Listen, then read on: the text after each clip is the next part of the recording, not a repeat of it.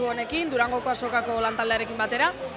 Ikusita, Durangoko Azokako plana hor badagoela adin tarte bat, txikitan zatoz familiarekin, gero familia plana bihurtzen da, baina hor gazteen artean badaude urte batzuk, agian azokara etortzeko plana ez dagoela, agian gau ez bai, baina egunez ez.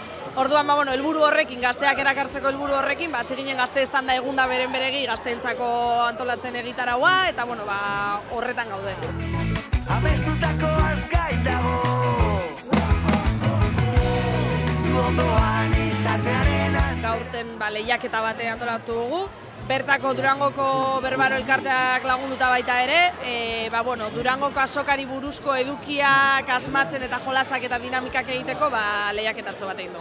Memoria tabatza, ez dute erdera, poster baten dokat logelan Julieta, dena, labanak alapetan, lasai ibili, teknometrik itiak.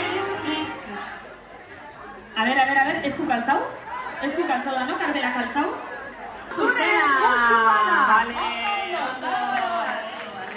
Denetarik dago, badaude asmakizunak, badaude abestiak asmatzeko, Durangoko Azokako nobedadeekin abestiak asmatzeko jolasa, hieroglifikoak ere badaude, zumarekin nola hartutako argazki batzuk jakiteko ja sortzailean orden, horretan ibiliko dira.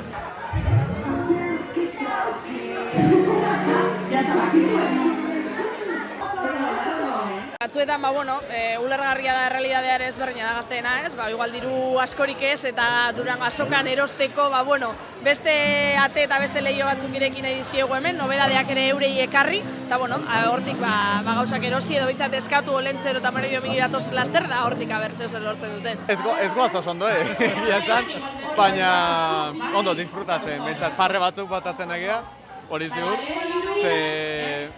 gozatzen ari gara, serio jartzen bali begia azkenean ez gea ondo egongo, ez gea pozik egongo, eta hemen garrantzitsuena hori, lagunekin parreak botatzen dira. Ondo, irabazi guztanak, seguru. Abestixak bintzat, danak asmatu dituzu, Bai. Eta zelatan animatu zineten parte hartzera? Euskara Aventuran egon gara udan, eta gomidatu izkuen, amen. Eta Durangoko azoka horretik ezagutzen zeben, zenuten? Bai, etorri gara askotan, urtero. Eta gaur, zer zuek izango zarete irabaziko dutenak edo? Bai. Irabaziko du. Ja irabaziko du. Apuruntu baten irabaziko du.